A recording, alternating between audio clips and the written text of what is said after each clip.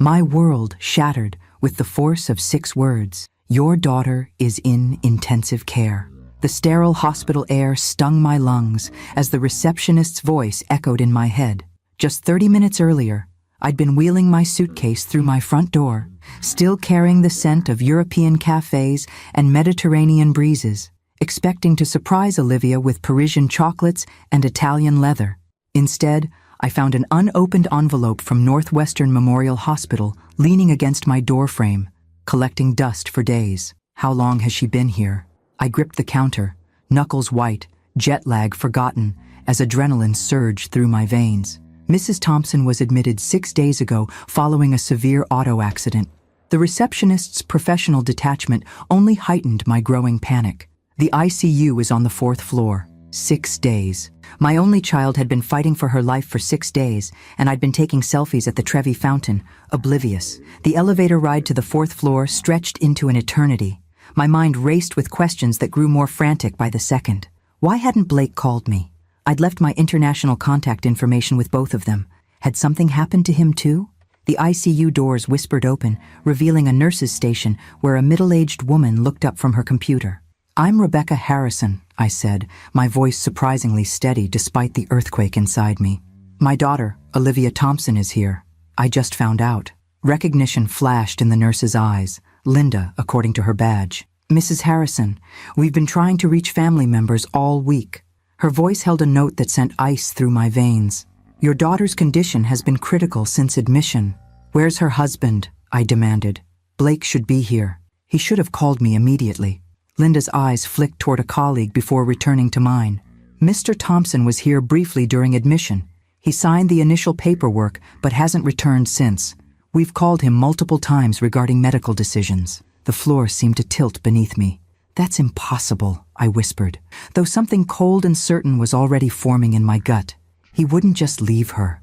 Linda's expression remained neutral, but her eyes told a different story. "Dr. Patel is your daughter's attending physician. He'll be making rounds soon to discuss her condition. Would you like to see Olivia now?" I nodded, suddenly terrified of what awaited me. "I should prepare you," Linda said gently as she led me down the corridor. "She has extensive injuries and is currently on ventilator support.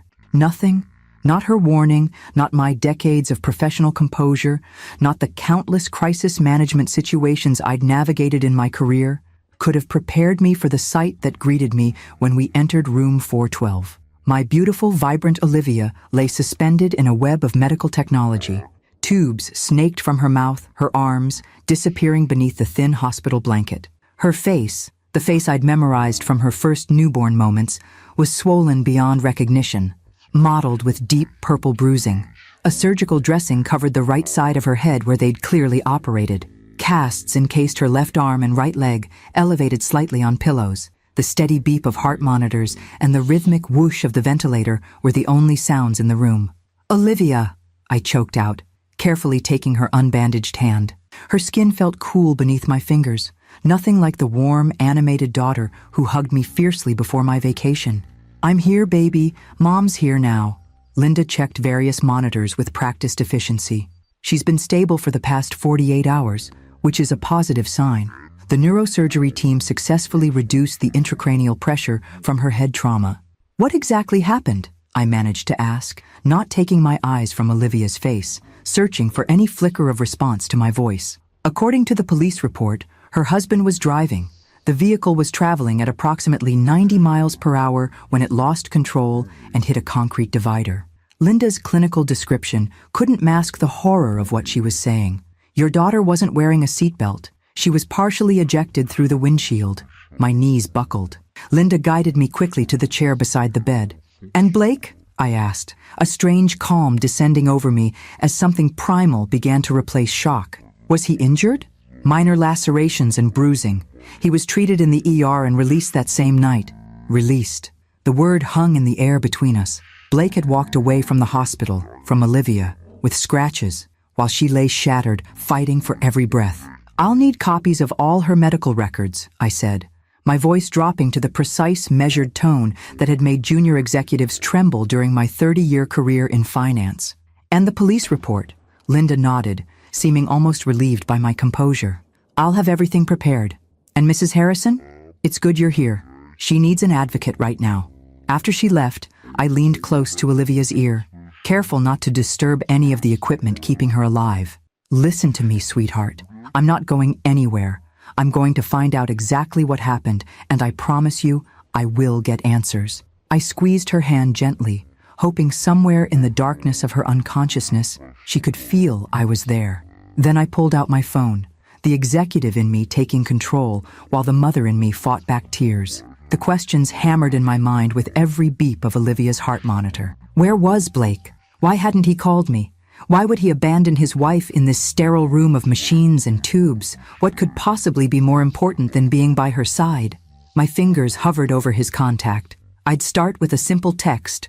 No accusations, no emotions that might make him defensive. Just a mother looking for her daughter's husband during a crisis. Blake, I'm at Northwestern with Olivia. Please call me immediately. I sent it, then turned back to my daughter, gently brushing a strand of hair from her forehead, careful to avoid the bruising. I'm going to find him, Olivia, I whispered, and I'm going to find out why he left you here alone. The monitor beeped steadily as I settled into the chair beside her bed, my body exhausted from travel, but my mind razor-sharp with purpose. My European vacation felt like a distant dream now, replaced by a single mission: discover the truth about what happened to my daughter and why the man who vowed to love her in sickness and in health was nowhere to be found. I had no idea then how deep this rabbit hole would go or how dark the answers would be. But as I watched my only child fight for her life, one thing became crystal clear. Whoever Blake Thompson really was, whatever he was hiding, he had picked the wrong mother to underestimate. The antiseptic hospital air burns my lungs as I stand frozen in the ICU doorway, staring at the unrecognizable face of my daughter. 6 days she's been here, broken, intubated, fighting for life, while I wandered European streets oblivious to her suffering. The rhythmic whoosh of the ventilator punctuates the nurse's clinical explanation. High-speed crash, concrete barrier, ejection through windshield, and Blake, released the same night with minor scratches, vanished without a trace, leaving Olivia to fight alone. As I hold my daughter's cold hand, something ancient and primal awakens within me.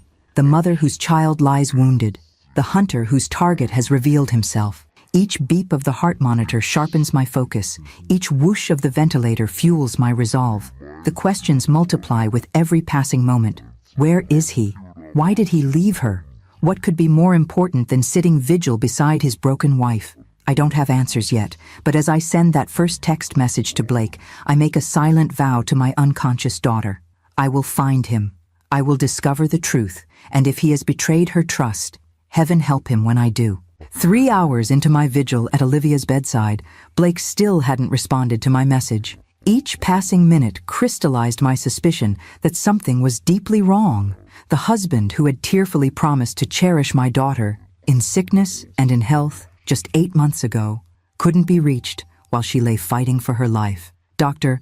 and Patel, a neurosurgeon with kind eyes and a direct manner, had come and gone, outlining Olivia's injuries in excruciating detail. Traumatic brain injury requiring surgery to relieve pressure, punctured lung, lacerated liver, compound fracture of the right femur, multiple broken ribs. The litany of damage turned my stomach, but his cautious optimism about her chances for recovery gave me something to cling to. She's young and was in excellent health before the accident, he assured me. Those factors significantly improve her prognosis, though recovery will be lengthy. When he left, I turned my attention to the stack of documents Linda had provided: police reports, medical records, and insurance forms. The clinical language couldn't mask the horrifying reality. Blake had been driving 93 mph in a 45 zone. His blood alcohol level was 0.11, well above the legal limit. He'd walked away with minor cuts while my daughter had nearly died. And then he'd vanished. Mrs. Harrison? Linda appeared in the doorway. There's an officer here who'd like to speak with you. He was the first responder at your daughter's accident. Officer Ramirez was stocky and serious, with the weathered look of someone who'd seen too many preventable tragedies. He explained that they'd been trying to reach Blake for follow-up questions about the accident.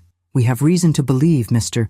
Thompson may have been texting at the time of the crash, in addition to the alcohol in his system, he said, his voice quiet but firm.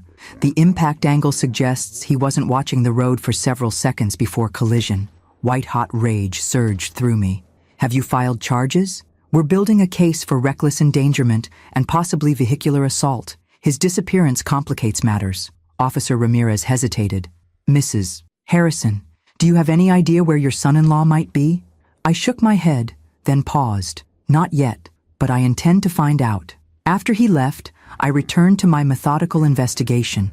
I tried calling Blake again, straight to voicemail. I checked the location-sharing app Olivia had set up for family emergencies. Blake's phone location services were turned off. Next, I logged into my banking app. As a wedding gift, I'd added Olivia and Blake to one of my accounts, providing them access to emergency funds if needed.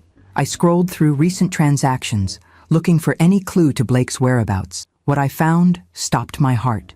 A series of large withdrawals and charges had begun exactly one day after Olivia's accident.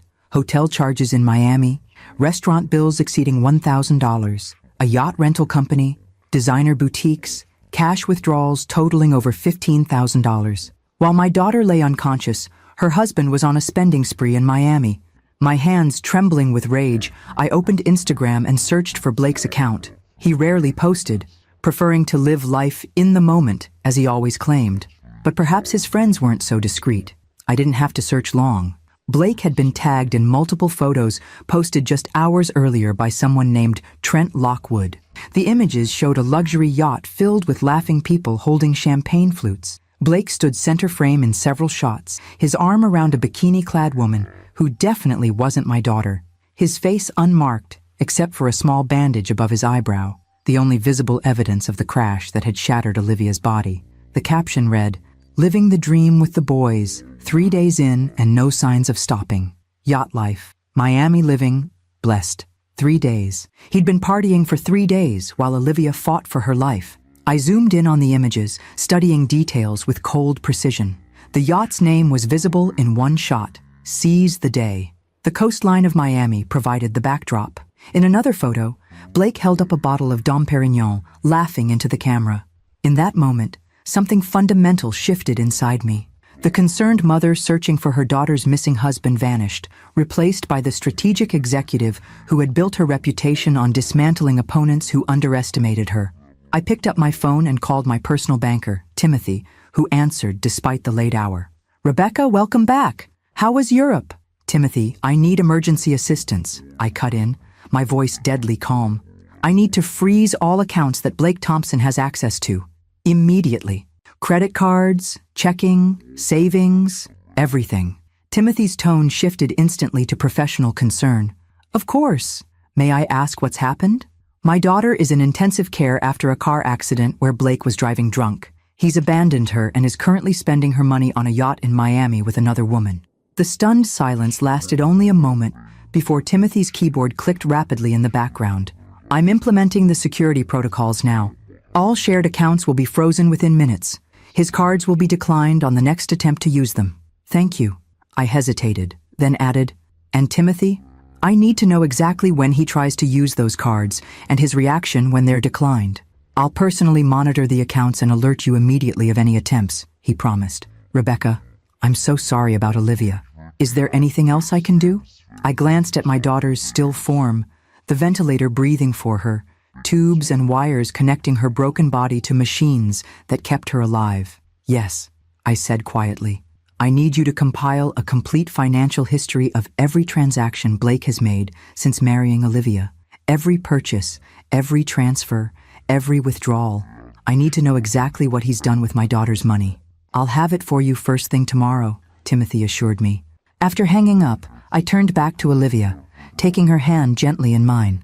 "I've found him, sweetheart," I whispered, "and he's about to discover what happens when he betrays my daughter." I settled deeper into the chair beside her bed, my mind clear despite the exhaustion of international travel and emotional trauma. Blake Thompson was enjoying his expensive champagne on a luxury yacht, believing his wife was safely unconscious and his mother-in-law safely abroad. He had no idea that his carefree celebration was about to come to a spectacular end. I opened my laptop and began meticulously documenting everything I'd discovered: the yacht company, the Instagram posts, the financial transactions. Blake had left a digital trail of his betrayal, and I was following it with the precision that had made me a legend in corporate finance. The ventilator whooshed rhythmically as I worked, each breath it provided for my daughter fueling my determination. Blake would regret the day he decided my Olivia, and by extension me, were someone he could discard so carelessly. The police report lays bare the horrifying truth in black and white.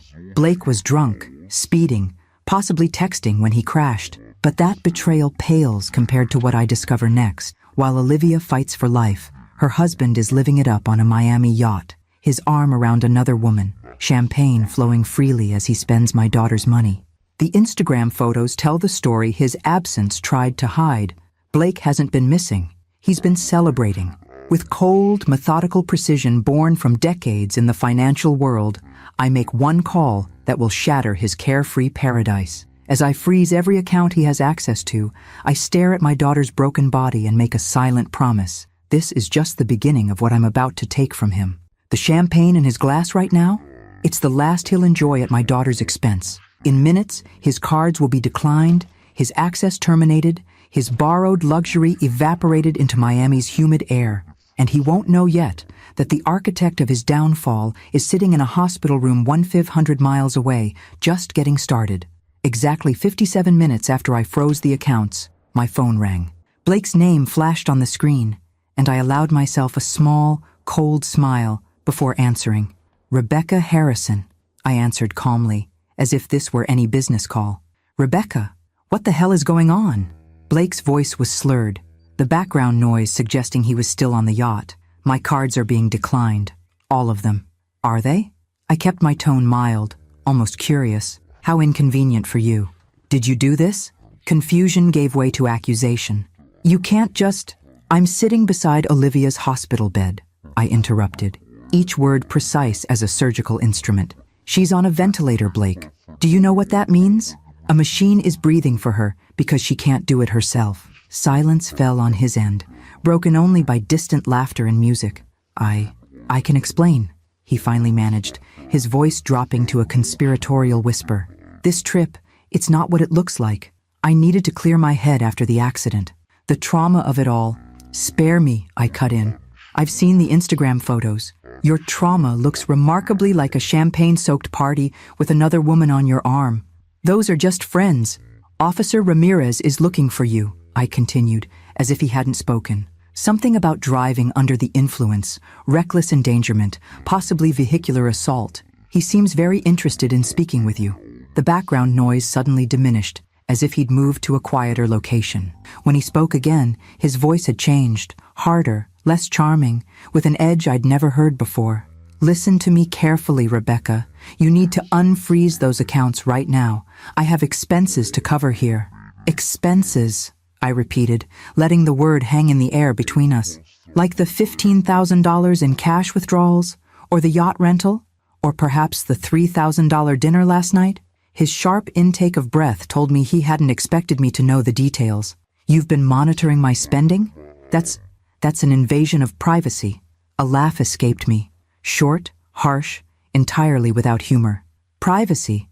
You're spending my daughter's money while she's fighting for her life. The daughter you nearly killed with your reckless driving. That's not fair, he protested, though there was a new calculation in his tone. The accident wasn't my fault. The other car... There was no other car, Blake. I've read the police report. You were drunk. You were speeding. You were texting. And Olivia wasn't wearing a seatbelt. Did you even check if she was buckled in before you decided to play race car driver on Lakeshore Drive? His breathing changed, becoming more controlled. When he spoke again, his voice had dropped to something almost reasonable, cajoling. Rebecca, we're family. I know you're upset. You have every right to be. But cutting off access to our accounts isn't the answer. I'll come back tomorrow, I promise. We can talk through this like adults. Our accounts? I repeated, focusing on the telling pronoun. They were never our accounts, Blake. They were my accounts that I allowed you access to as a safety net for emergencies. And as of an hour ago, your access has been permanently revoked. You can't do that. The reasonable facade cracked, revealing the fury beneath. That money is mine now. We're married. What's Olivia's is mine. There it was. The truth behind the charming smile and the practiced devotion. In his anger, he'd revealed exactly who he was and what he wanted. Actually, I can, and I have. I kept my voice level, even as satisfaction bloomed within me. By the way, how do you plan to pay for that yacht now? I understand luxury rentals require final payment at the end of the charter. You bitch, he hissed, abandoning pretense entirely. You have no idea who you're dealing with. On the contrary, I replied, I know exactly who I'm dealing with now. The question is, do you? I hung up as he was mid-tirade, then silenced my phone as it immediately began ringing again. Turning back to Olivia, I gently smoothed her hair away from the surgical bandages. Your husband has quite the temper when he doesn't get his way, I told her quietly. Not the charming man you introduced me to at all. Linda entered with fresh IV bags, checking Olivia's vitals with practiced efficiency. Everything's stable, she reported. Her latest scan shows the intracranial pressure continuing to decrease. Dr. Patel is cautiously optimistic. Thank you, I said, feeling the first glimmer of hope since entering the hospital. Linda, if a man named Blake Thompson tries to call or visit, please alert security immediately. He's not to have any contact with my daughter. Linda nodded, her expression professional but understanding. I'll make a note in her file and alert the security desk. Family-only visitation, restricted access. After she left, I opened my laptop again, refreshing the banking portal. Timothy had worked quickly. A detailed report of Blake's spending patterns since marrying Olivia 8 months ago appeared in my secure messages. The picture it painted was damning. Small withdrawals at first, testing the waters, then larger transfers once he realized no one was watching closely. A pattern of high-end restaurants, designer purchases, weekend trips. The transactions had accelerated dramatically in the past 6 days, since the accident. But something else caught my attention. Regular transfers to an account I didn't recognize, beginning just 2 weeks after the wedding. I made a note to have Timothy trace the destination. My phone lit up with a text message that had bypassed the silencing. It was from Timothy himself. Security alert? Blake Thompson attempting to withdraw cash at Miami First National ATM. Request denied. Multiple attempts made. I imagined Blake's growing panic as reality set in. No access to cash. Credit cards declined. A luxury yacht bill coming due. Likely a hotel charge pending as well. His carefully constructed house of cards was collapsing. A second text from Timothy followed. Mr. Thompson on phone with customer service. Extremely agitated. Claiming identity theft. Protocol holding firm. Accounts remain frozen per your instructions. I allowed myself a small, grim smile. Blake's charm wouldn't work on the bank's security protocols. Those had been designed to withstand far more sophisticated manipulators than him. My laptop pinged with an email notification. Someone named Trent Lockwood, the same person who had posted the yacht photos, had just tagged Blake in a new video on Instagram. Curiosity piqued, I clicked the link.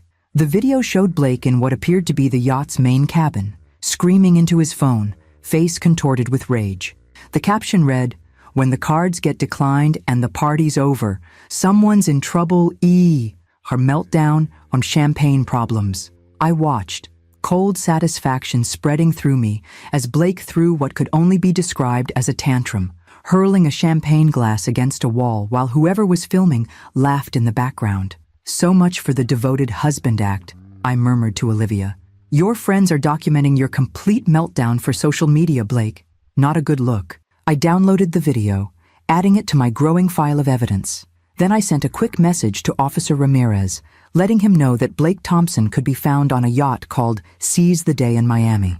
The ventilator continued its rhythmic whooshing as I settled back in the chair beside Olivia's bed. Phase 1 of my response was complete, cutting off Blake's financial access. Phase 2, legal consequences, was now in motion, and I was just getting started. Morning arrived at Northwestern Memorial with the shift change of nurses.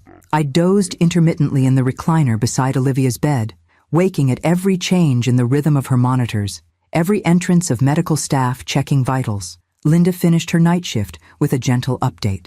She had a stable night. That's positive, especially with brain injuries. I nodded gratefully, stretching stiff muscles that protested the uncomfortable sleeping arrangement. Any word on when they might try reducing the sedation? Dr. Patel will discuss that during rounds. The latest scans are encouraging. She hesitated, then added, Officer Ramirez called the nurses' station around 5 a.m. He asked that you contact him when you're available. My phone had accumulated dozens of notifications overnight, multiple missed calls from Blake, increasingly desperate voicemails, text messages alternating between threats and pleas. Several alerts from Timothy detailing continued attempts to access frozen accounts, and most interestingly, a string of notifications from social media where Blake's yacht meltdown had gained unexpected traction.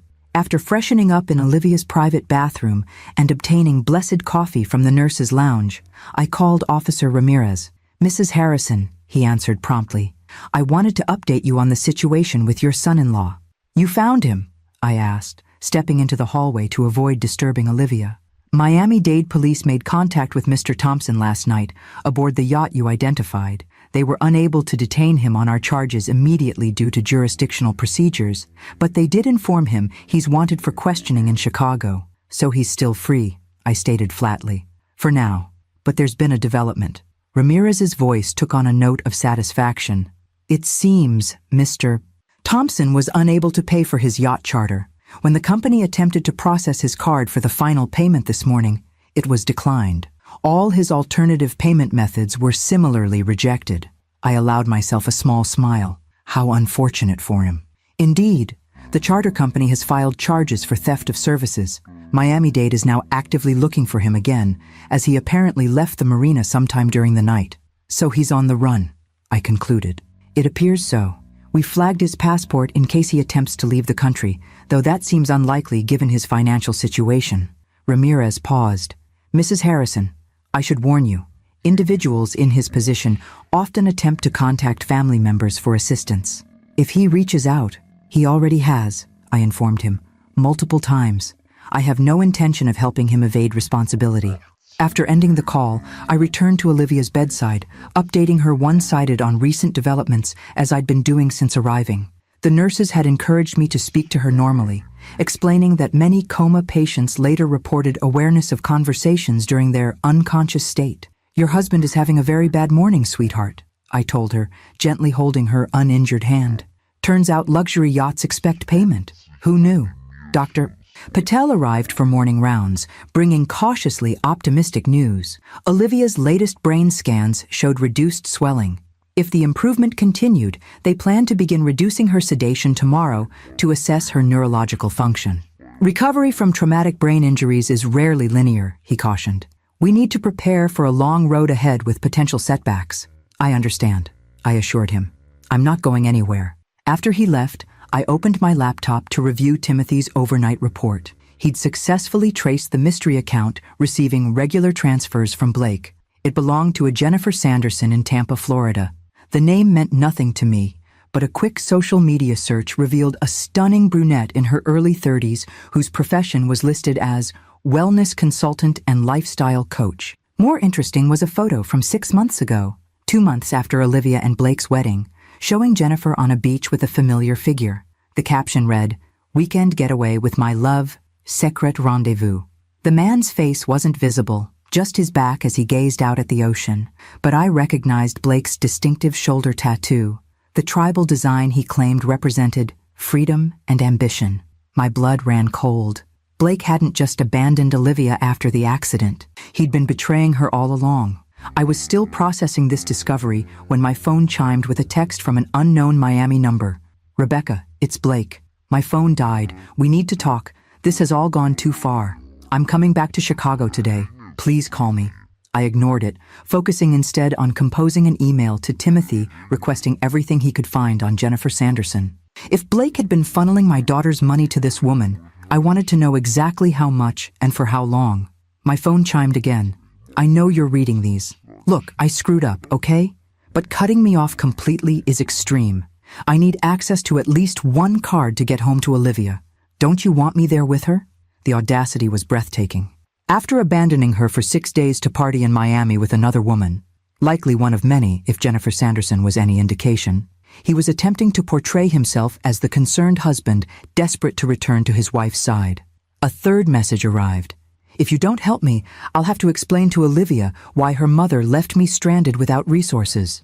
Is that what you want when she wakes up? For her to know you tried to destroy our marriage?" There it was, The threat, the manipulation, the calculated play on family loyalty.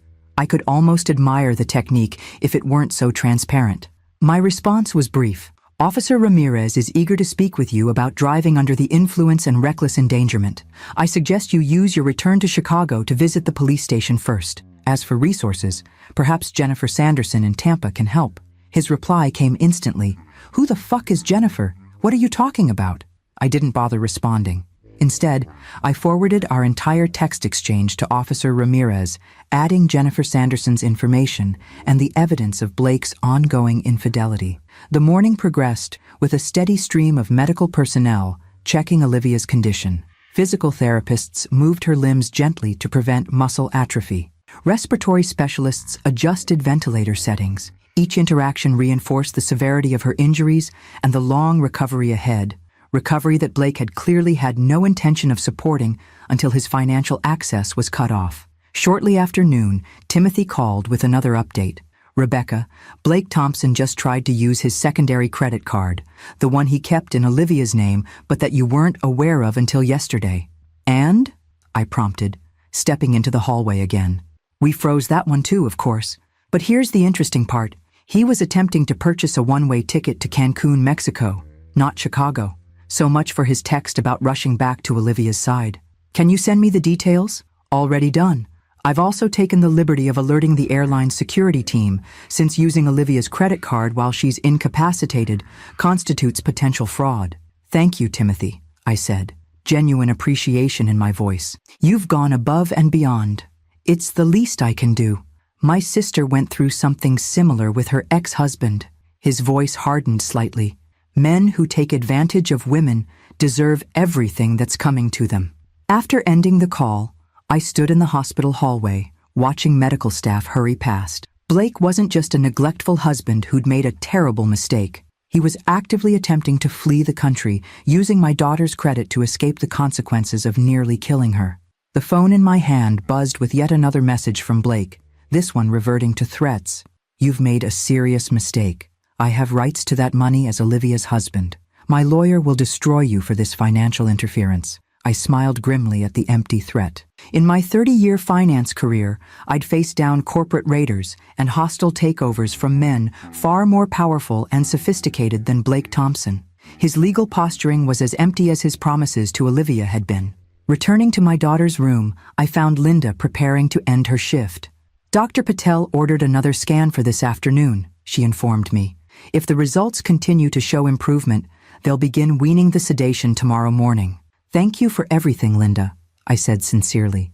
Your care for Olivia has been extraordinary. After she left, I settled back beside my daughter, taking her hand gently in mine. I'm learning some difficult truths about your husband, sweetheart, I told her quietly. But don't worry, I'm handling it. By the time you wake up, you'll be protected from whatever he might try next. The ventilator continued its steady rhythm as I opened my laptop again, preparing for the next phase of dismantling Blake Thompson's carefully constructed facade. Day 3 of my hospital vigil brought the first real change in Olivia's condition. Dr. Patel and his team began the careful process of reducing her sedation, watching for signs of neurological response as the powerful drugs slowly cleared her system. This will take time, he cautioned as he checked her pupils' reaction to light. The brain awakens gradually after trauma. Don't expect immediate consciousness. I nodded, having spent the night researching traumatic brain injuries and recovery timelines. What signs should I watch for? Spontaneous movement, changes in breathing patterns, eye-opening even briefly. Report anything unusual immediately. Throughout the morning, I divided my attention between Olivia and the growing pile of evidence against Blake. Timothy had delivered beyond my expectations, providing a comprehensive dossier that painted a disturbing picture of the man my daughter had married. Blake Thompson's financial betrayal went far deeper than the post-accident spending spree. For the entire 8 months of their marriage, he had been systematically siphoning money from their joint accounts. Small transfers at first, testing boundaries, establishing patterns, then progressively larger amounts as his confidence grew. Jennifer Sanderson wasn't his only side relationship. Timothy had identified 3 separate women receiving regular payments from Blake, all in different cities. The wellness coach in Tampa, a yoga instructor in Phoenix, a personal stylist in Nashville. each connected to Blake through discreet but traceable financial threads. Most damning was the discovery that Blake had taken out a $500,000 life insurance policy on Olivia just 2 months after their wedding, naming himself as the sole beneficiary. The policy included double indemnity for accidental death, a detail that sent chills down my spine when considered alongside the high-speed crash he had walked away from with barely a scratch. I was compiling these findings into a report for Officer Ramirez when my phone rang with an unfamiliar Chicago number. Mrs. Harrison? This is Detective Morales with Financial Crimes. Officer Ramirez suggested I contact you regarding your son-in-law, Blake Thompson. I straightened in my chair. Yes, Detective. What can I help with? We've been investigating Mr. Thompson for several weeks on unrelated matters. Your information about his activities in Miami provided useful context. Her professional tone couldn't quite mask her interest. I understand you've frozen his access to family accounts? I have. After discovering he abandoned my critically injured daughter to party in Miami, I took steps to protect her assets. Smart move, Detective Morales commented. Mrs. Harrison, would you be willing to come to the station when possible to make a formal statement? Mr. Thompson's activities appear to extend beyond simple marital infidelity. I can't leave my daughter right now, I explained. She's in critical condition, and they're beginning to reduce her sedation today. I understand completely. I'd be happy to come to you if that works. The information you've gathered could be vital to our investigation. We arranged for her to visit the hospital that afternoon. After ending the call, I turned back to Olivia, watching for any sign that she might be emerging from the chemically induced coma. The police are very interested in your husband, sweetheart, I told her, continuing our one-sided conversations. It seems you weren't his only victim. A nurse I hadn't met before, her badge read Sophie, entered to check Olivia's vitals. Talk to her as much as possible, she encouraged, adjusting an IV line. Familiar voices can help guide patients back as sedation lifts. I've been telling her everything that's happening, I admitted, though I wonder if learning about her husband's betrayal is really what she needs right now. Sophie's hands stilled momentarily. You'd be surprised what patients process during emergence. Sometimes understanding the truth, even difficult truths, provides necessary closure. Her words stayed with me after she left. Would knowing Blake's true nature help Olivia heal or compound her trauma? It was a question without an easy answer. My phone buzzed with a text from Timothy. Blake Thompson, attempting to access home equity line of credit on Chicago property. Request denied due to joint ownership requiring dual signatures. So, he was trying to mortgage their house now, the house I had helped them purchase as a wedding gift, insisting on keeping Olivia as co-owner on the deed, despite Blake's subtle attempts to have it placed solely in his name. Another bullet dodged thanks to maternal intuition. Detective Morales arrived shortly after lunch, professional and focused. In her early 40s with shrewd eyes that missed nothing, she reminded me of myself at that stage of my career. Blake Thompson first appeared on our radar 3 months ago, she explained, after expressing genuine sympathy for Olivia's condition.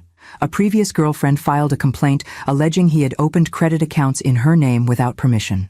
The case seemed straightforward until we discovered similar complaints in 2 other states. He's done this before, I stated, pieces clicking into place. She nodded. We believe, Mr.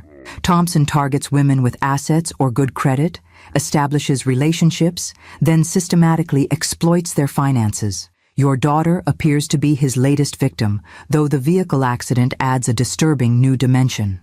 I shared everything I had discovered, the multiple women receiving payments, the life insurance policy, the attempted escape to Mexico. Detective Morales took careful notes, occasionally asking clarifying questions. The Miami-Dade police have issued a warrant for his arrest on the theft of services charge, she informed me.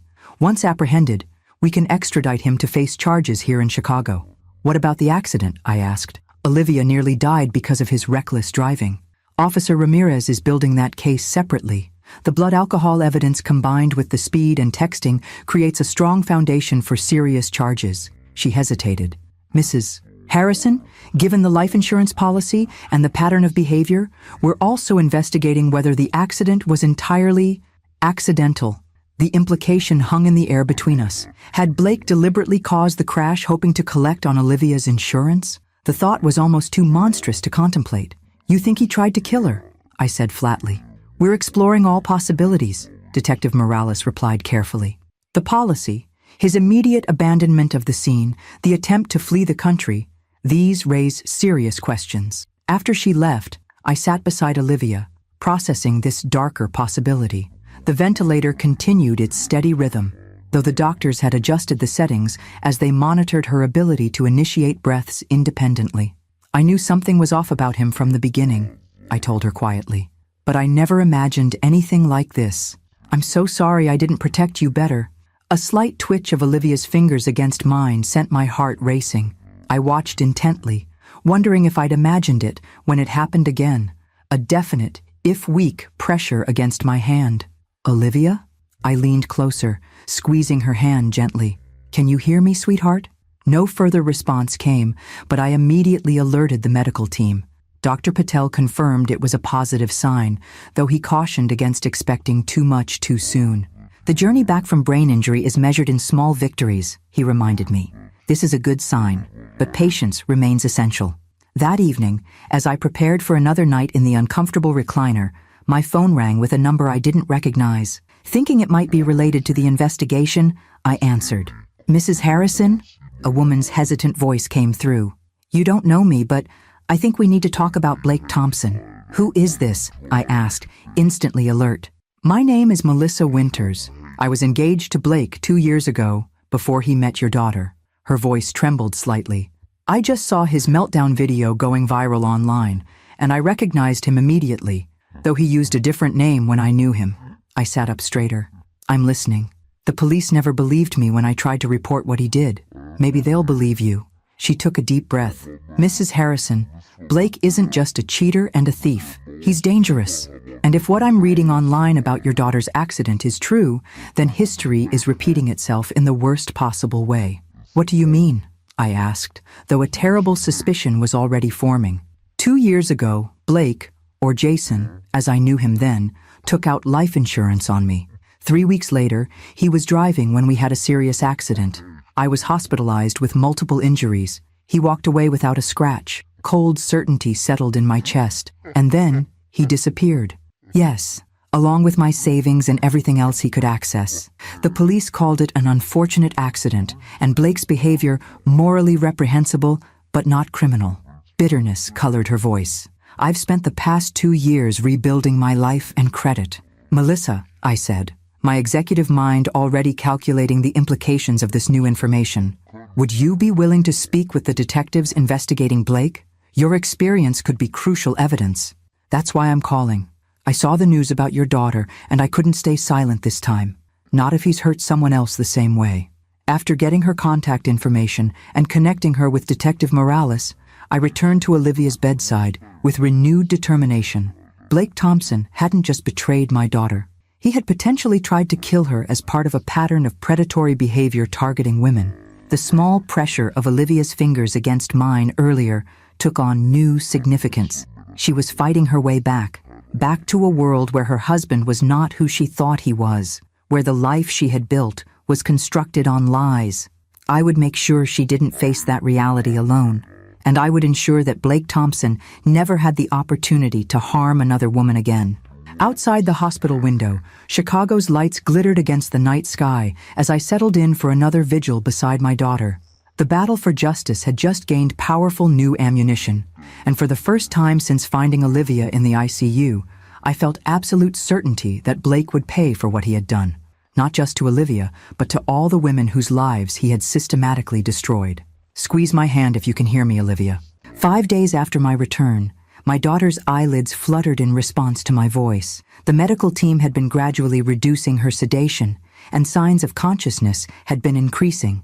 Small movements, changes in breathing patterns, and now, this deliberate response to verbal commands. Dr. Patel observed with measured optimism as Olivia's fingers weakly contracted around mine.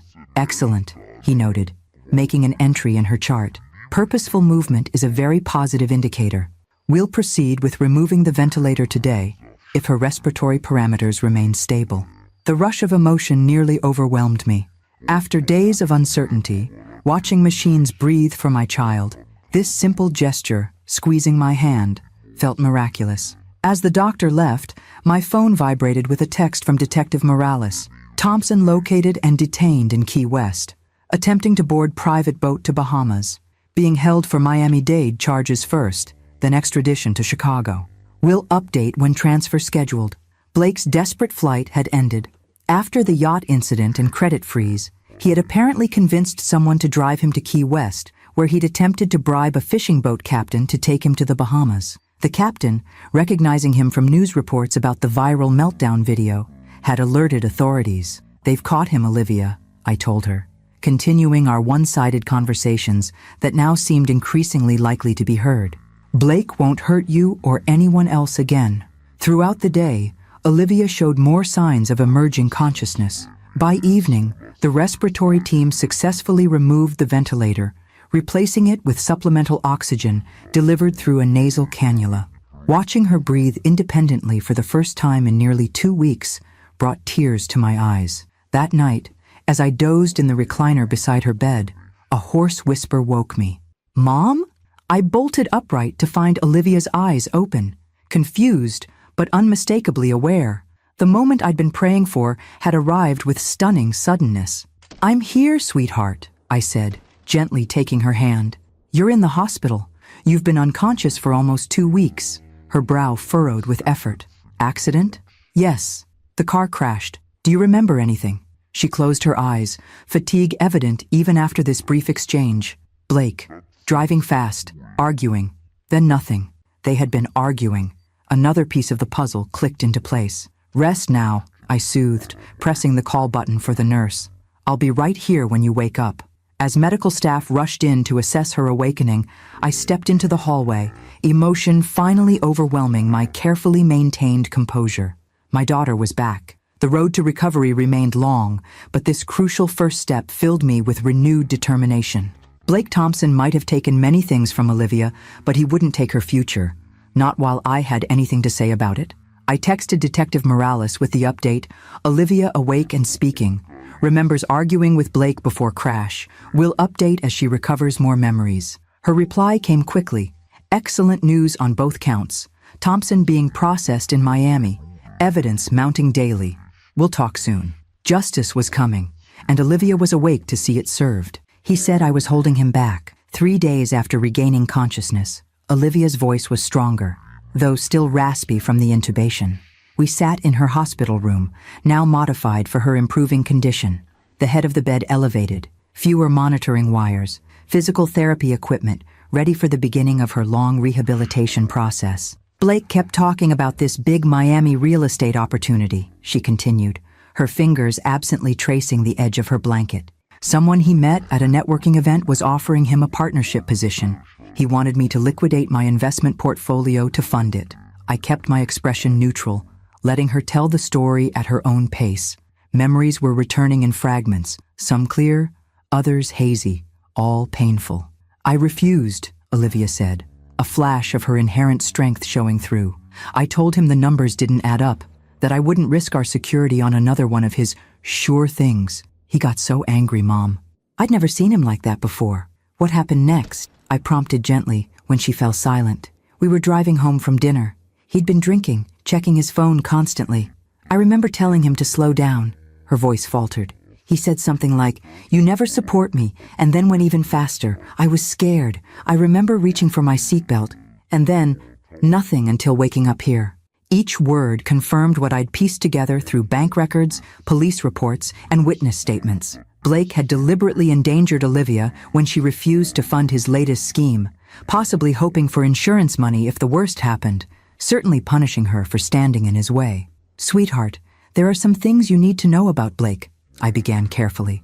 "While you were unconscious, I discovered information that's going to be difficult to hear."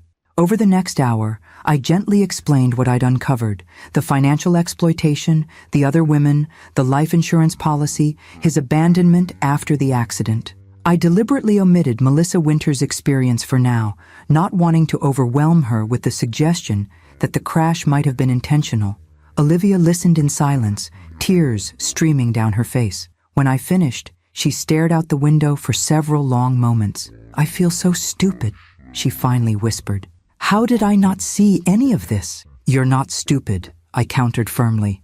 "Blake is a practiced manipulator. He's done this before, targeting successful women for financial gain. But I should have known. The signs were there. Mysterious business trips, unexplained expenses, his resistance to financial transparency. She looked down at her damaged body, still encased in casts and bandages. I guess I'm paying the price for that blindness now. No, I took her uninjured hand. You're not to blame for his actions, and he will be held accountable. Blake has been arrested in Florida. He's facing multiple charges here in Chicago, including reckless endangerment and financial fraud. A shadow crossed her face. He'll probably charm his way out of it. He's very convincing when he wants to be. Not this time, I assured her, allowing a small, grim smile. I've made sure of that. I explained the evidence trail I'd compiled, the police investigation, and the financial protections I'd put in place. For the first time since awakening, a hint of relief softened Olivia's expression. Thank you for being here, she said quietly, for handling everything while I couldn't. That's what mothers do, I replied simply. Dr. Patel arrived for afternoon rounds, pleased with Olivia's neurological progress, but cautious about the long rehabilitation ahead. Physical therapy would begin tomorrow, the first step in a recovery process measured in months, not days. After he left, Olivia's expression turned contemplative. You cut your trip short, didn't you? You weren't supposed to be back for another 2 days when the accident happened. I nodded. I decided to surprise you. Good thing I did. If you hadn't come back early, she didn't finish the thought, but she didn't need to. We both understood the implications of what might have happened if Blake had maintained control of her care and finances. I've been thinking, she said after a moment.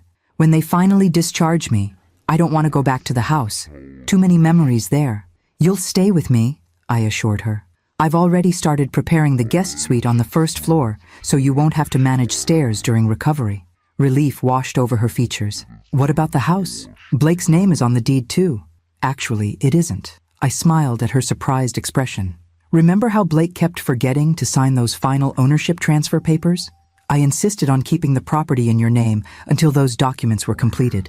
Another instance of maternal intuition I'm particularly grateful for now. For the first time since the accident, Olivia laughed. A small, pained sound, but genuine. You never trusted him, did you? Let's say I had reservations, I admitted. But I respected your choice and hoped I was wrong. Next time, don't be so respectful, she said dryly. Just tell me when you think I'm making a terrible mistake. Deal, I agreed, relieved to see glimpses of her spirit returning despite everything. My phone chimed with a message from Detective Morales. Thompson's extradition approved. Transfer to Chicago scheduled for tomorrow. Prosecutor adding charges based on new evidence from financial investigation. Would Ms. Thompson be ready for preliminary statement within the week? I showed the message to Olivia, who straightened slightly against her pillows. Yes, she said firmly. I want to tell them everything I remember. I want him to face consequences for what he did. As I typed the affirmative response, I felt a shift in the atmosphere. From shock and grief toward something more resolute. The road to recovery remained daunting, but Olivia was facing it with growing determination, the first sparks of her inherent strength rekindling. Blake had underestimated both Harrison women, a mistake he would have ample time to contemplate from behind bars. Are you absolutely certain you want to do this? I studied Olivia's face, searching for any sign of hesitation. No one would blame you for focusing solely on your recovery right now. 2 weeks after regaining consciousness, Olivia sat in a wheelchair beside me in the small conference room the hospital had provided for this purpose. Despite significant progress, breathing independently, beginning physical therapy, cognitive functions largely intact, she remained physically fragile, her body still mending from devastating injuries. Yet her expression held unwavering resolve. I need to see him, Mom. I need him to look me in the eye after what he did. Detective Morales had arranged this controlled confrontation at Olivia's request. Blake, now in custody in Chicago, had agreed to the meeting, likely hoping to manipulate his way back into Olivia's good graces, unaware that she now knew everything. Remember, this is being recorded, Morales reminded us from her position near the door. Anything said can be used as evidence. I'll be right here the entire time. Olivia nodded, adjusting the light blanket covering her legs. The surgical incisions, casts, and visible bruising told the story of Blake's recklessness more eloquently than any words could. When the door opened and officers escorted Blake in, I felt Olivia tense beside me. He looked markedly different from the charming son-in-law I remembered. Unshaven, hollow-eyed, the confident posture replaced by slumped shoulders. The orange jumpsuit completed the transformation from successful real estate broker to criminal defendant. His eyes widened at the sight of Olivia's injured state, a flicker of genuine shock crossing his features before his expression rearranged into practiced concern. "Liv," he began, his voice soft with rehearsed emotion. "My God, I've been so worried. They wouldn't let me see you." Olivia said nothing, simply watching him with an intensity that seemed to unnerve him. "This is all a huge misunderstanding," he continued, directing his gaze to include me. "Rebecca, you have to believe me. I panicked after the accident. It was traumatic seeing Olivia injured, and I made terrible choices afterward. But I never intended any harm. The performance was impressive, the right mix of remorse and earnestness, the subtle quiver in his voice suggesting overwhelming emotion. Had I not seen the evidence of his true nature, I might almost have believed him." Olivia still hadn't spoken, her silence forcing Blake to fill the uncomfortable void. "The money? The trip to Miami. I can explain everything.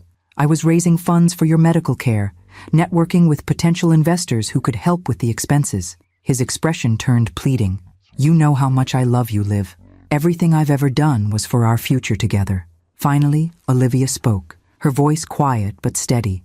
"Tell me about Jennifer Sanderson." Blake froze, genuine confusion crossing his face. "Who?" "The wellness coach in Tampa. The one you've been sending my money to since 2 months after our wedding." Olivia's gaze never wavered.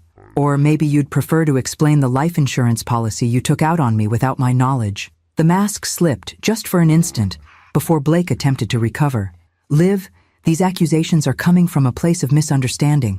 Your mother has been filling your head with—" "Stop!" Olivia raised her hand, the IV line still attached to her wrist, a stark reminder of her condition. "I've seen the evidence, Blake. All of it. The transfers, the other women, the attempted escape to Mexico. I remember you speeding up when I told you to slow down. I remember you checking your phone instead of watching the road." The pretense of innocence disappeared entirely, replaced by cold calculation as Blake realized the performance wasn't working. His eyes darted to Detective Morales, then back to Olivia. "You have no idea what you're doing," he said, voice hardening. "Without me, you're nothing." Olivia smiled then, a small, knowing smile that seemed to unsettle Blake more than any accusation. "No, Blake, without you, I'm safe, and you're going to prison for a very long time." She nodded to Detective Morales, signaling she'd heard enough. As officers moved to escort Blake out, he turned back, desperation replacing calculation. "Olivia, please! We can work this out. Everything I did for us." But Olivia had already turned away, her eyes meeting mine with quiet triumph despite the tears gathering there. She had faced her betrayer and emerged stronger, the first significant victory in her journey toward both physical and emotional healing. As the door closed behind Blake, I squeezed my daughter's hand gently. No words were necessary. We both understood what had just happened. Olivia had reclaimed her power from the man who had tried to destroy her, and it was just the beginning. "Just 5 more steps, Olivia. You're doing great." 3 months after the accident, my dining room had been transformed into a makeshift physical therapy center. Exercise mats covered the hardwood floor, resistance bands hung from doorknobs, and a set of parallel bars, installed by professionals, dominated the space where my antique mahogany table had once stood. Olivia gripped the bars tightly, sweat beading on her forehead as she forced her healing body forward. Each step represented a small victory against the injuries that had nearly claimed her life. The wheelchair sat empty at the end of the bars, a reminder of how far she'd come and how far she still had to go. "Last one," encouraged Megan, the physical therapist who came to our home 3 times weekly. "Push through it." With a determined grunt, Olivia completed the final step, then sagged slightly against the bars. "Done," she announced, triumph evident despite her exhaustion. "That's 2 more than yesterday," Megan noted, making an entry in her treatment log. "Your endurance is definitely improving." I watched from the doorway, a cup of tea cooling in my hands, unwilling to interrupt this hard-won moment of achievement. Olivia's recovery had progressed in fits and starts, neurological function returning more quickly than physical strength, cognitive processing occasionally lagging behind both. The traumatic brain injury had left subtle deficits that revealed themselves in unexpected ways. Difficulty finding words sometimes, emotional regulation challenges, persistent headaches that medication only partially addressed. Yet her determination never wavered. Each setback seemed to fuel her resolve rather than diminish it. "Mom, did you hear?" Olivia called, spotting me in the doorway. "2 more steps than yesterday." "I heard," I replied, entering the room as Megan helped her transfer back to the wheelchair. "Absolutely fantastic progress. At this rate, we might transition to a walker within a few weeks," Megan suggested, packing her equipment. "Though we'll take that decision day by day, based on stability and endurance." After the therapist departed, I wheeled Olivia to the kitchen for lunch.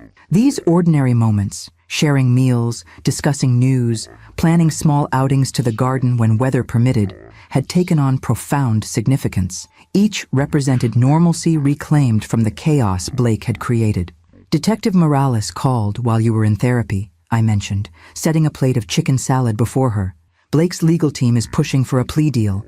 Olivia's hand paused halfway to her water glass. "What kind of deal?" "They're offering guilty pleas on the financial fraud and reckless endangerment charges in exchange for dropping the attempted murder investigation." The prosecutor had been building a case that the accident wasn't simply reckless driving, but a deliberate attempt on Olivia's life. Melissa Winter's testimony about her similar experience with Blake, combined with the life insurance policy and his immediate abandonment after the crash, created a compelling narrative of premeditation. "What does Morales recommend?" Olivia asked, her voice carefully neutral. She believes the evidence supports continuing with all charges, but acknowledges that attempted murder cases with circumstantial evidence can be challenging to prove beyond reasonable doubt. I kept my tone factual, allowing Olivia space to form her own opinion. The proposed plea would still result in significant prison time, 8 to 12 years. A full trial with all charges could potentially mean 20-plus years if convicted, or acquittal on the most serious charges if the jury isn't convinced. Olivia considered this as she ate, the deliberate movements reflecting the occupational therapy exercises she practiced daily, rebuilding fine motor control alongside gross motor skills. "What would you do?" she finally asked. I chose my words carefully. "I believe in certainty over potential. A guaranteed decade in prison means Blake can't harm anyone else during that time. A trial means reliving everything in excruciating detail, with no guaranteed outcome." "That's my thinking too," Olivia nodded. "I want this chapter closed so I can focus entirely on rebuilding my life, not relitigating how he destroyed it." Her practical approach made me proud. Another sign of the resilient woman emerging from this ordeal. Where Blake had seen weakness to exploit, I saw extraordinary strength being forged through adversity. "I'll call Morales back and let her know your thoughts," I promised. "Your input will carry significant weight in their decision." After lunch, I helped Olivia transfer to the comfortable recliner in the sunroom, her favorite afternoon spot where physical comfort met mental stimulation. Books, tablets, and sketch pads surrounded her, tools for both entertainment and cognitive rehabilitation. "The financial team called this morning too," I mentioned as I adjusted her leg support. "They've recovered approximately 70% of what Blake diverted from your accounts. The remainder was spent, but they believe the restitution order will eventually recover that as well. Honestly, I care less about the money than making sure he can't do this to anyone else," Olivia admitted. "Though I'm grateful for your financial expertise through all of this. I can't imagine navigating these waters alone." "You would have managed," I assured her. "You're more capable than you give yourself credit for." She smiled ruefully. "Maybe, but I'm still glad I didn't have to." The doorbell rang, announcing the arrival of Dr. Barrett, the neuropsychologist who visited weekly to assess Olivia's cognitive recovery and provide specialized therapy for the brain injury aspects of her trauma. "Same time tomorrow for our garden walk?" I confirmed before leaving her to the session. "Wouldn't miss it," Olivia replied. "I'm aiming for 3 laps tomorrow." In my home office, I returned Detective Morales' call, relaying Olivia's thoughts on the plea deal. Then I opened my laptop to review the latest updates from Timothy regarding Blake's frozen assets and the ongoing financial recovery efforts. A notification appeared in my email, the prosecutor's office confirming Blake's acceptance of the plea agreement. 10 years, with possibility of parole after 8. Restitution orders for the full amount stolen. Registration as a financial offender upon release, restricting his future access to certain positions of financial trust. Not perfect justice, perhaps, but substantial consequences for a man who had likely never faced any in his life before now. I forwarded the confirmation to Olivia's tablet with a brief note. It's done. His sentencing is scheduled for next month, but you won't need to attend unless you choose to. Love, Mom. Her reply came moments later. Thank you for everything.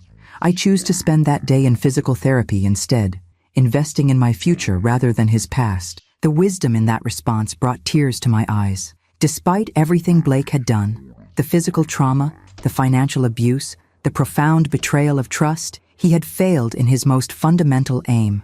He hadn't broken Olivia's spirit. If anything, her inner strength had emerged more clearly defined through this crucible of suffering. As I gazed out the window at the garden where tomorrow we would measure recovery in carefully counted steps, I reflected on how our roles had evolved through this crisis. I had begun as protector, becoming investigator, then advocate. Now, increasingly, I was simply witness to my daughter's remarkable resilience, supporting her journey rather than directing it. Blake Thompson had gravely underestimated both Harrison women, a miscalculation that had cost him his freedom and would define the next decade of his life. For Olivia and me, however, the focus remained steadfastly forward, on healing, on rebuilding, on reclaiming the future he had tried to steal, one step at a time. Ladies and gentlemen, the gallery is proud to present Fragments and Wholeness, A Journey Through Trauma and Recovery by Olivia Harrison. 1 year to the day after the accident, I stood at the back of the crowded art gallery, watching my daughter navigate the space in her sleek titanium walker. Though still necessary for longer distances, the mobility aid had become more accessory than necessity in recent weeks as her strength continued to return. The exhibition represented both physical and emotional milestones, Olivia's first professional showing and a public reclamation of her identity, separate from the trauma that had nearly claimed her life. The paintings surrounding us told the story of her journey. Dark, fractured images giving way to increasingly light-filled compositions where broken pieces reassembled into new, stronger forms. "Mom, come meet the curator," Olivia called, spotting me across the room. Her voice, once weakened by ventilator trauma, had regained its natural timbre. "She's interested in taking the exhibition to New York next spring." I made my way through the appreciative crowd, noting the red, sold dots already appearing beside several pieces. The proceeds would go to a foundation Olivia had established to support survivors of intimate partner violence and financial abuse, turning her personal nightmare into a force for positive change. "Mrs. Harrison," the curator greeted me warmly. "Your daughter's work is extraordinary. The technical skill is impressive, but the emotional journey she captures, that's what makes these pieces truly remarkable." "Thank you," I replied, squeezing Olivia's hand gently. I couldn't agree more. Later, as the successful opening wound down, we shared a quiet moment in front of the exhibition's centerpiece, a large canvas titled Awakening that depicted a female figure emerging from fractured darkness into vibrant light. "I couldn't have created any of this without you," Olivia said softly. "Not just the practical support through recovery, but the way you showed me what real strength looks like. You had that strength all along," I countered. "I just helped clear the obstacles so you could recognize it in yourself. Either way, I'm grateful." She adjusted her position, still mindful of balancing her weight evenly, as her right leg occasionally protested prolonged standing. "Have you seen the reviews online? They're calling the exhibition a powerful testament to resilience and unflinchingly honest about trauma without being defined by it." Pride swelled within me, not just for the artistic achievement, but for the emotional milestone it represented. Olivia had transformed her experience, metabolizing pain into creativity, trauma into connection with others who might benefit from her story. "The foundation received 3 major donations during the opening," she continued, checking the notification on her phone, including one from Timothy's bank for their community outreach program. Timothy had remained a steadfast ally throughout the past year, helping Olivia rebuild her financial independence with the same dedication he'd shown in freezing Blake's access that first desperate day. His bank's donation to her foundation represented a full-circle moment neither of us could have imagined amid the hospital monitors and ventilator alarms. "Detective Morales called yesterday," I mentioned, as we prepared to leave the gallery. Blake's appeal was denied. The conviction stands. Olivia nodded, absorbing this information with the calm detachment she'd cultivated toward her ex-husband. Good. Though honestly, he occupies less and less space in my thoughts these days. The most profound victory, perhaps, Blake's diminishing relevance to her present and future. Outside, Chicago's spring evening welcomed us with gentle warmth. Olivia had progressed far enough in physical therapy to manage the 3 blocks to the restaurant where we had dinner reservations. I walked beside her, matching my pace to hers, ready to support but not hovering. "Do you remember what you told me in the hospital after I first regained consciousness?" she asked as we waited for a traffic light. "About how you'd ensure Blake never hurt me or anyone else again?" "I remember," I acknowledged, recalling those raw early days when rage and protective instinct had driven my every action. "You kept that promise in ways I couldn't have imagined then." She shifted her walker slightly, adjusting for comfort. "But what I've realized is that the most powerful protection wasn't freezing his accounts or gathering evidence for the prosecution." "Oh?" I raised an eyebrow, curious where her thoughts were leading. "It was showing me that his betrayal didn't define me, that I could lose what I thought was love and still be whole, that recovery isn't just about regaining what was lost, but discovering what might be gained." Her eyes, clear and focused in ways that neurologists had once cautiously hoped for, met mine directly. "You showed me how to fight without becoming bitter, how to seek justice without being consumed by it." The light changed, and we crossed the street together, moving forward in tandem as we had throughout this unexpected chapter of our lives. "The exhibition catalog arrived this morning," Olivia continued. "I was saving this surprise, but I can't wait any longer." She pulled a glossy booklet from her bag and opened it to the dedication page. "For my mother, Rebecca, who taught me that our greatest strength often emerges from our deepest wounds. Your fierce love and unwavering presence transformed a nightmare into a path forward. This journey of fragments becoming wholeness belongs to both of us." Emotion tightened my throat as I read the words, recognizing in them the extraordinary woman my daughter had become, not despite her trauma, but in conscious integration of it into a larger, more compassionate understanding of life's fragility and resilience. "You know, when I came back early from vacation that day, I had no idea what awaited me," I reflected as we continued toward the restaurant. "All I wanted was to surprise you with Italian leather and French chocolates. Instead, you ended up orchestrating financial warfare from a hospital chair." Olivia laughed, the sound free and genuine in ways that had seemed impossible during those dark early days. "Maternal instinct takes unexpected forms sometimes," I agreed with a smile. At the restaurant, we were shown to a private table overlooking the river. The maitre d' presented champagne with a flourish. "To celebrate your successful opening, Ms. Harrison." As we raised our glasses, I studied my daughter's face in the warm lighting. The physical scars had faded with time and excellent medical care. The emotional wounds had transformed into wisdom and purpose. What remained was essentially Olivia, but with new dimensions, stronger, more intentional, profoundly connected to her authentic self. "To fragments becoming wholeness," she toasted, echoing her dedication. "And to new beginnings," I added, clinking my glass gently against hers. Outside, Chicago continued its evening rhythm, indifferent to our private celebration. Inside, we shared the quiet triumph of a journey neither of us had chosen, but both had navigated with everything we had. My protective fury and strategic mind, her determination and creative spirit, our combined resilience against a man who had underestimated us both. Blake Thompson sat in a prison cell, his schemes collapsed, his freedom forfeit. But Olivia Harrison stood at the threshold of a new chapter, her art celebrated, her foundation helping others, her future reclaimed. And I, the mother who had returned early from vacation to find nightmare instead of reunion, had discovered depths of fierce love and strategic determination I hadn't known I possessed. Some battles are chosen, others are thrust upon us without warning, but the greatest victory isn't in destroying the enemy. It's in refusing to let them destroy what matters most. As we enjoyed our meal and planned the exhibition's next showing, that victory surrounded us, complete and undeniable. The courtroom was suffocating with anticipation. Every seat was filled, the walls lined with reporters and spectators eager to see justice finally delivered. Olivia sat beside me in the front row, her cane resting discreetly against the bench. She looked fragile to the uninformed eye, but I knew the strength it had taken to get here, the surgeries, the sleepless nights, the painful physical therapy sessions that rebuilt her broken body inch by inch. When Judge Williams entered, silence rippled through the room. He adjusted his glasses, his gaze falling squarely on Blake Thompson. "Mr.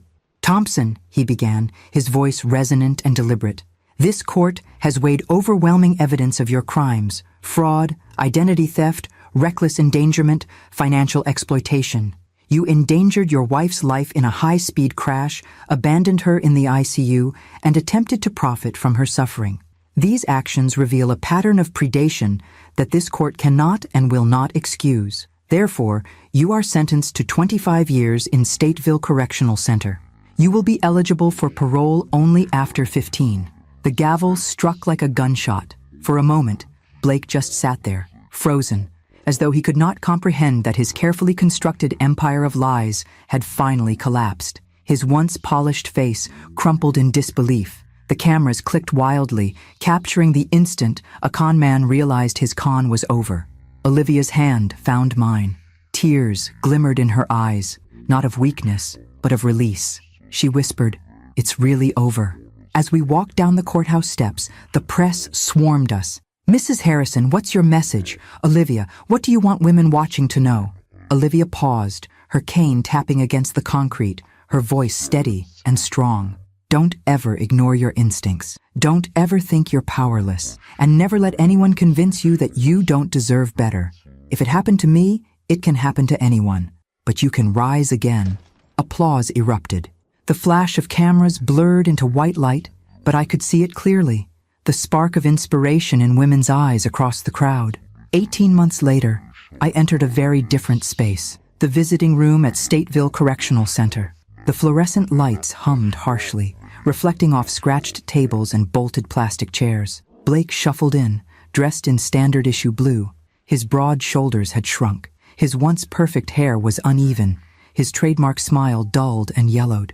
The predator's eyes that had once manipulated boardrooms and bedrooms now held only the wary glaze of a man who had learned the hard way that charm was worthless behind bars. "Inmate 47291, the guard called. He sat opposite me, avoiding my gaze. "Why are you here?" His voice was hoarse, stripped of bravado. "I came," I said calmly, "to remind you that you didn't win. You didn't destroy Olivia. You didn't destroy me. You built us into something stronger than you could ever imagine." For a brief second, his mask slipped. I saw fear, not of me, not even of prison, but of irrelevance. Blake Thompson, once desperate for attention, was now nobody. Just another forgotten man behind walls designed to erase him. I stood to leave, leaning close enough for only him to hear. "You wanted power. Now you have none. You wanted freedom. Now you live in chains. You wanted wealth. Now you're bankrupt. That's your legacy, Blake." Nothing. I didn't look back as I walked out. But our story didn't end with his imprisonment. Olivia's recovery was a journey neither of us could have faced alone. There were nights she woke screaming from nightmares of shattered glass and screeching tires, days when her body refused to cooperate, and she threw her cane across the room in frustration. I was there for every setback and every tiny victory, and somewhere along the way, she stopped being just my daughter. She became my partner in rebuilding a life from ashes. Together, we started speaking at women's shelters, community centers, and later at national conferences. Olivia would stand, her voice trembling at first, but growing steady as she shared her story. How love had turned into manipulation, how control had disguised itself as care, how silence nearly cost her life. And then I would speak, not as a victim's mother, but as a woman who had once believed strength meant staying quiet. I told them the truth. Strength is raising your voice, demanding answers, refusing to look away. The response stunned us. Letters poured in from women across the country, teachers, nurses, retirees, sharing their own stories of betrayal, control, and rebirth. They told us that hearing Olivia's courage gave them the strength to leave toxic marriages, report fraud, or simply reclaim their own voices after years of silence. One woman in her 70s wrote, I thought it was too late for me. But you showed me that it's never too late to start again. That letter now sits framed on Olivia's desk. Life didn't become perfect. It never does. But it became ours again. We traveled, sometimes to the very European streets where my nightmare had begun. This time, Olivia walked beside me, slower than before, but freer. We laughed in Parisian cafes, strolled Venetian canals, and bought matching leather journals in Florence, where we wrote down dreams we once thought we'd lost. Everywhere we went, women stopped us. "You don't know me," they'd say, "but I know you, and I left because of you. I started over because of you." Olivia always smiled and told them, "No, you did that yourself." I realized then that Blake's greatest mistake wasn't underestimating me. It was underestimating the resilience of women everywhere, the quiet power that erupts when one story inspires another, and then another, until silence itself is broken. On the second anniversary of Olivia's accident, we returned to the hospital where it all began. Room 412 was now occupied by another patient, but as we walked past, Olivia squeezed my hand. "I used to think that was the room where my life ended," she said softly. "Now I think it's where my new one began." I nodded, tears rising, but not from grief, from gratitude. Blake Thompson remained behind bars, his name fading from headlines, his voice silenced.